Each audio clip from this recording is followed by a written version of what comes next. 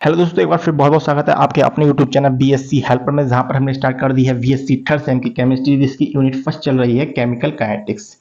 तो ये इस यूनिट का लेक्चर नंबर 9 है और इससे पहले हम आपको 8 लेक्चर प्रोवाइड कर चुके हैं। यदि आपने उन लेक्चर्स को नहीं देखा है तो इस वीडियो के डिस्क्रिप्शन में उसका लिंक डाल दूंगा, वहां से आप इन्हें देख सकते हैं। ठीक है, तो आज एक हम बिल्कुल नया टॉपिक डिस्कस करेंगे जिसका नाम है आर्हेनियस समीकरण या आर्हेनियस इक्वेशन। ठीक है, तो आज इस लेक्चर में हम केवल यही टॉपिक डिस्कस करेंगे, कुछ इसी में कुछ डेरिवेशंस है, उन डेरिवेशंस को करेंगे। ठीक है, तो चलिए स्टार्ट करते हैं ज्यादा टाइम ना वेस्ट करते हुए आज का लेक्चर। ठीक, तो देखो आर्हेनियस समीकरण क्या होती है। तो पहले जो यहाँ पर लिखा हुआ है पहले उसे पढ़ लेते हैं, फिर हम इसे बिल्कुल बेसिक कॉन्सेप्ट के साथ समझेंगे। ठीक है, तो चलिए देखिए क्या लिखा हुआ है। आर्हेनियस ने वेग नियतांक के तथा परम ताप T के मध्य एक संबंध बताया, जिसके अनुसार ताप बढ़ाने से वेग में चर घातांकीय रूप से वृद्धि होती है। यदि ताप में 10 डिग्री सेल्सियस की वृद्धि कर दी जाए तो वेग स्थिरांक 2 गुना हो जाएगा। देखिए क्या मतलब हुआ, इसे हमें रटना तो है नहीं, क्योंकि रटने का फॉर्मूला हमने छोड़ ही दिया। रटना नहीं है, हर चीज को बेसिक कॉन्सेप्ट के साथ समझना है। ठीक है, क्योंकि एक बार समझ लेंगे ना तो ये लैंग्वेज का क्या लैंग्वेज तो आप यहाँ पे लिख लेंगे। ठीक है, तो समझना बहुत जरूरी है। देखिए इसलिए तो देखिए समझते हैं। ठीक है, तो ये एक आर्हेनियस साइंटिस्ट हुए जिन्होंने वेग नियतांक के तथा परम ताप T के मध्य एक इक्वेशन दी, एक संबंध बताया।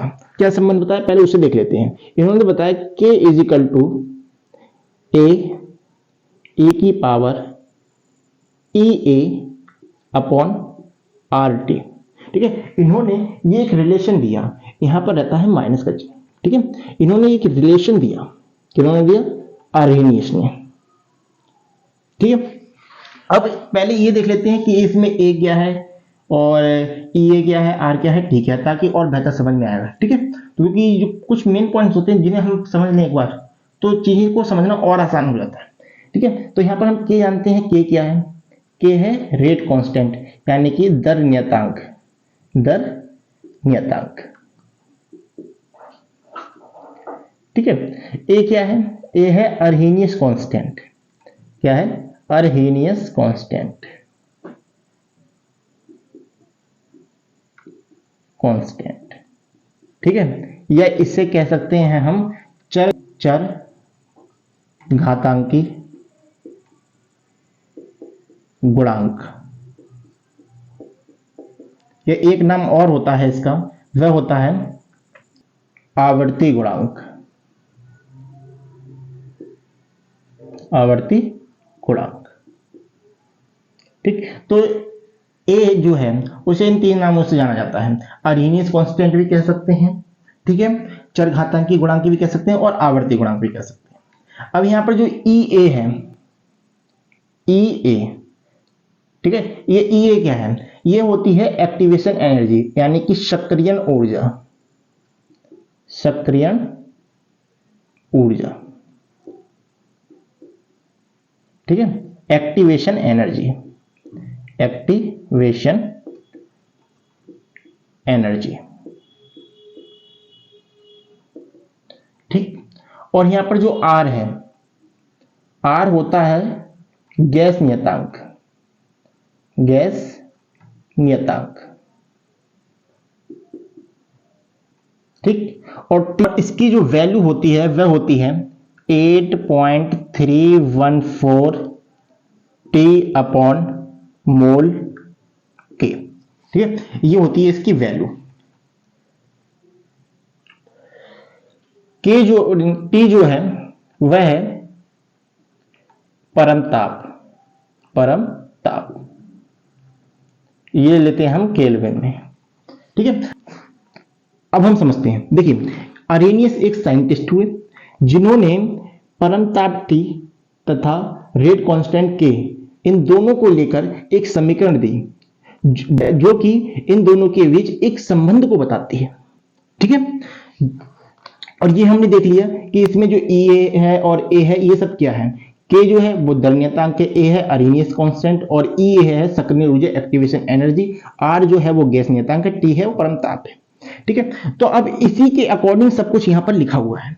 क्या लिखा हुआ है कि आर्हेनियस में वेग नियतांक के तथा परम ताप T के मध्य एक संबंध बताया जिसके अनुसार ताप बढ़ाने से वेग में चरघातांकीय रूप से वृद्धि होती है। यदि इसका ताप बढ़ा दें तो चरघातांकीय रूप से वृद्धि होगी। मतलब कि देखिए, एक को क्या कह रहे हैं हम, चरघातांकी कह रहे हैं, चलिए चरघातांकी के रूप से। यदि हम टी बढ़ाते हैं तो इसमें चरघातांकी रूप से वृद्धि हो रही है। ठीक है, तो सब कुछ हमें इसी से पता चल जाएगा, कुछ भी हमें रटने की जरूरत नहीं है। ठीक है, क्या है कि आर्हेनियस ने रेट कांस्टेंट के तथा परमताप टी के मध्य एक संबंध बताया। ठीक है, एक संबंध बताया जिसके अनुसार यदि हम ताप बढ़ाते हैं, जिसके अनुसार यदि हम ताप बढ़ाते हैं तो जो वेग है, मतलब कि वेग नियतांक जो है उसमें चरघातांक के रूप से वृद्धि होती है। ठीक, ये बात समझ गए। अब देखिए, अब इसे हम इक्वेशन फर्स्ट मान लेते हैं। ठीक है, इसे इक्वेशन फर्स्ट मान लेते हैं और यहां पे एक लाइन और लिखी हुई है, यदि ताप में 10 डिग्री सेल्सियस की वृद्धि कर दी जाए तब वेग स्थिरांक 2 गुना हो जाएगा। यदि हम इसको 10 डिग्री सेल्सियस बढ़ा दें, परमताप टी को 10 डिग्री सेल्सियस बढ़ा दें तो जो रेट कांस्टेंट है, दर नियतांक जो है वो डायरेक्ट 2 गुना हो जाता है।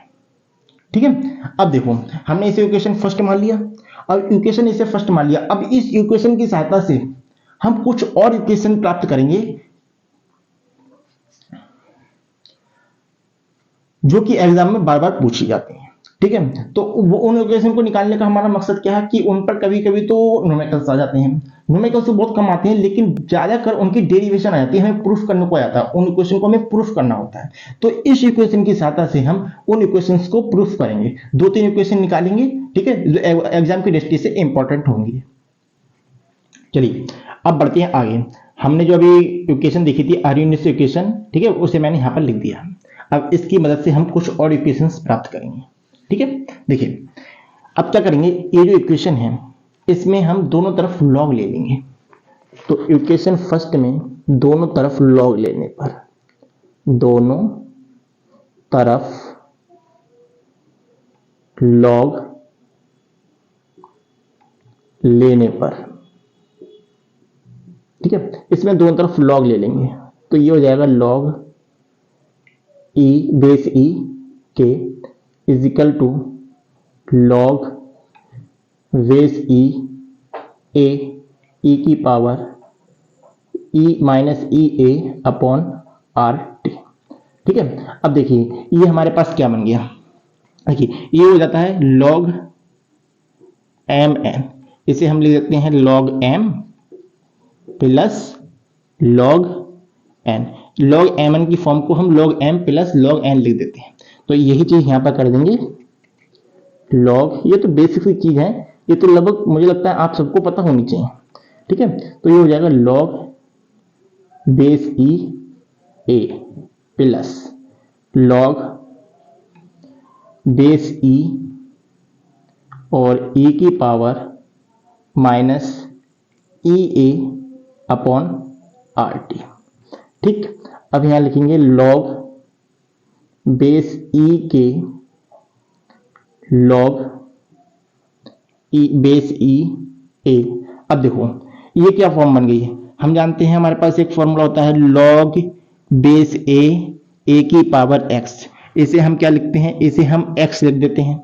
ठीक है, तो यही चीज यहां पर अप्लाई कर देंगे। अब यहां पर क्या है लॉग बेस ई की पावर माइनस ई ए अपॉन आर टी, तो हमारे पास केवल ई आ जाएगा नीचे, तो ये हो जाएगा माइनस ई ए अपॉन आर टी। ठीक, ये हो जाएगा। ठीक है, अब मैं यहां से इसको ज्यादा लाइन ना बनाने की वजह से मैं इसको ब्रैकेट खोल देता हूं यहां पर और डायरेक्ट माइनस का चिन्ह प्रयोग कर लेता हूं। ठीक है, समझ तो आप गए होंगे। अब क्या करेंगे, इसमें ई ए अपॉन आर टी आ गया। ठीक है, अब यहां पर एक इक्वेशन हमें ये मिल गई। ठीक है, एक इक्वेशन तो हमें यही मिल गई, ये भी प्रूफ करने को आ जाता है। ठीक, इसे मान लेंगे हम इक्वेशन नंबर सेकंड। ठीक है, अब क्या करेंगे, अब हम एक इक्वेशन और निकालेंगे जिसमें हम क्या करेंगे, जो हमारा आर्हेनियस कांस्टेंट है, ठीक है ना, इसे ही हमें गायब कर देंगे, आर्हेनियस कांस्टेंट को ही हम गायब कर देंगे। ठीक है, एक इक्वेशन हम ऐसे निकालेंगे। अब क्या करेंगे, इसमें यहां पर जो बेस ई है तो बेस ई को बेस 10 में बदलने के लिए हम 2.303 से मल्टीप्लाई करते हैं तो ये हमारे पास आ जाएगा 2.303 log base 10 K is equal to log base 10 2.303 यहाँ पर भी होगा 2.303 log base 10 A minus E A upon R T. ठीक है, अब इस पूरी इक्वेशन को हम 2.303 से डिवाइड कर देंगे तो हमारे पास आ जाएगा log base 10 K is equal to log base 10 A minus E A upon 2.303 are T. ठीक है, तो एक इक्वेशन हमें ये मिल जाती है। ठीक, इसे कह देंगे इक्वेशन नंबर हम थर्ड। ठीक है, यहां तक हो गया। अब आगे बढ़ते हैं। ठीक है, अब क्या करेंगे, अब हम एक ऐसी इक्वेशन निकालेंगे जिसमें ये अर्हेनियस कांस्टेंट है ना, ये जो अर्हेनियस कांस्टेंट है इसको ही गायब कर देंगे हम यहाँ से। एक ऐसी इक्वेशन निकालेंगे जिसमें ये अर्हेनियस कांस्टेंट ही नहीं रहेगा। ये इक्वेशन सारी इंपॉर्टेंट इक्वेशन है क्योंकि इनका डेरिवेशन एग्जाम में आ जाता है करने के लिए। ठीक है, तो अब हमें एक ऐसी इक्वेशन निकालनी है जिसमें ये हमारा अर्हेनियस कांस्टेंट ही रहेगा, तो उसे निकालने के लिए हम इसी इक्वेशन का प्रयोग करेंगे। ठीक, तो देखिए इसका क्यों नहीं करेंगे, क्योंकि इसमें 2.303 है। ठीक है, कर इससे भी सकते हैं लेकिन इससे जो कैलकुलेशन है वो थोड़ी डिफिकल्ट हो जाएगी, तो हम इसका प्रयोग करेंगे आगे की इक्वेशन निकालने के लिए। ठीक है, तो चलिए देखते हैं। अब जो उस इक्वेशन को निकालने के लिए हमें दो कंडीशन लेनी होंगी। क्या लेनी होंगी, यदि टेम्परेचर T1 है तो रेट कांस्टेंट K1 है। ठीक है, यदि टेम्परेचर T2 है तो रेट कांस्टेंट K2 है। ठीक, अब हम यही चीज इसको लेकर करेंगे तो यहां पर हमारे पास जो ये वाली इक्वेशन क्या हो जाएगी, देखिए ये हो जाएगी लॉग बेस ई के 1 ठीक is equal to log base E A minus E A upon are T1। जब रेट कांस्टेंट K1 है तब जो टेम्परेचर है वह T1 है। ये चीज हमने इसमें अप्लाई कर दी। इसी इक्वेशन मान लेंगे हम फर्स्ट सेकंड थर्ड मान लीजिए, इसे कुछ अलग मान लेते हैं, इसे ए मान लेते हैं। ठीक है, कोई दिक्कत वाली बात नहीं। अब जब टेम्परेचर T2 है तो रेट कांस्टेंट K2 है, तो ये चीज इसमें अप्लाई कर देंगे तो ये हमारे पास हो जाएगा log base E K2 is equal to log base E A minus E A upon are T2। ये हो गया इक्वेशन नंबर 2। ठीक, अब इसने का आप स्क्रीनशॉट लीजिए और आपने नोट कर लिया है तो अच्छी बात है, बाकी नोट्स तो आपको मिलेंगे, कोई दिक्कत वाली बात नहीं है। मैं ऊपर का रफ कर देता हूं फिलहाल में अभी। ठीक है, अब क्या करेंगे, इक्वेशन बी में से इक्वेशन फर्स्ट को घटा देंगे। ठीक है, तो y from equation v minus equation A. ठीक है, इक्वेशन बी में से इक्वेशन ए को घटा देंगे तो ये हमारे पास आएगा log base E K2 minus log base e K1 is equal to, देखिए और ये हो जाएगा लॉग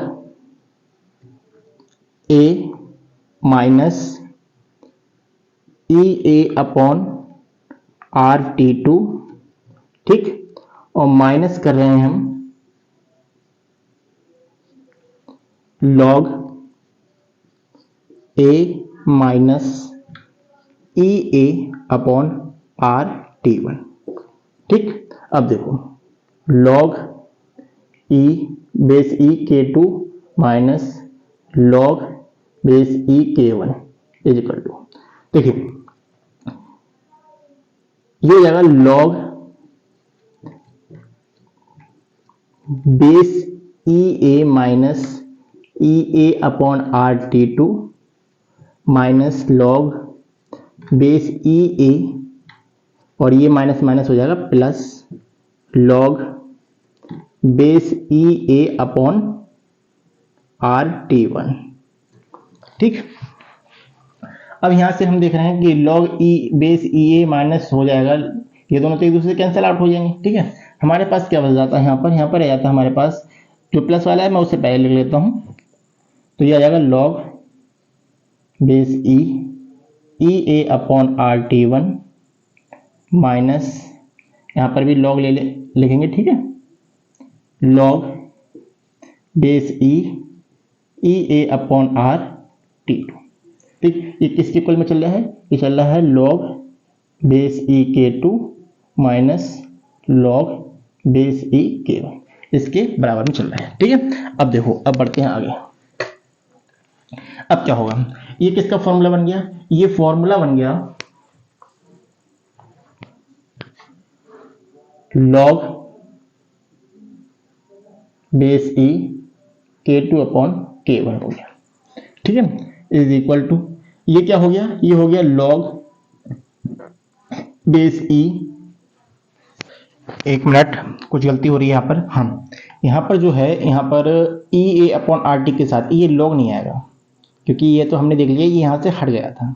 ठीक है, क्योंकि ये पावर में था तो हमारे पास केवल ई ए अपॉन आर टी रह गया था माइनस वाला। ठीक है, तो इसके साथ log नहीं आएगा, यही गलती हो रही थी, इसी की वजह से आगे भी गलतियां हो रही थी।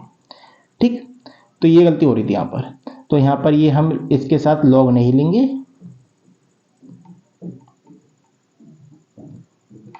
ठीक है, देखो अब हो गया हमारे पास।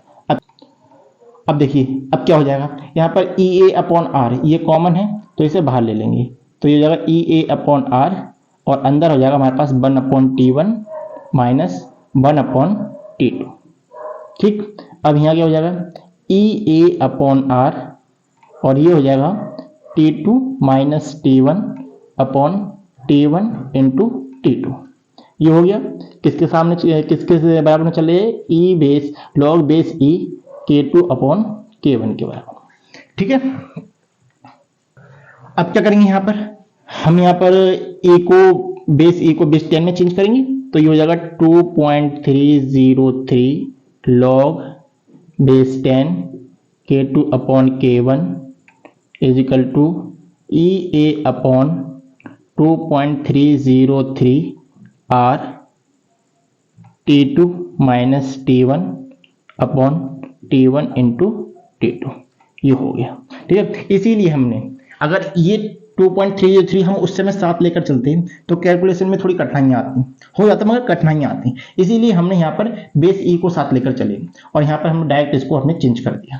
ठीक, तो एक इक्वेशन हमें ये मिल जाती है।